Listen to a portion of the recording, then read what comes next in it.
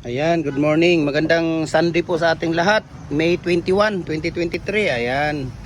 Dahil birthday ng aking anak, si Eunice. At saka si Kuya Raprap niya.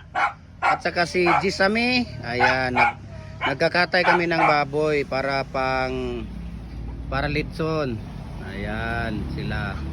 So, nakatay na yun yung baboy sila ni Papa at saka si Kuya Loloy. Okay. Tapos doon kami nagpapakulo ng tubig. Diyan din mamaya lilitsunin dito. Ayan. So, ilang araw na ba, ilang buwan na ba tong baboy natin? 3 buwan to. Nasa mga 40 na kaya to, 30 kaya to kuya? 30 plus? 30 plus kilos? Ayun, ayos ah. So hindi tayo lugi doon sa bahog natin dahil biik lang ang binibili natin. Tapos tayo na ang nagpapalaki. Ayan. So maya update ako ulit maya sa status ng natin. Kaya paglilitson. So kumpleto na yung mga natin. Nasaan ba yung mga ingredients natin? Nandoon pala yung mga ingredients natin.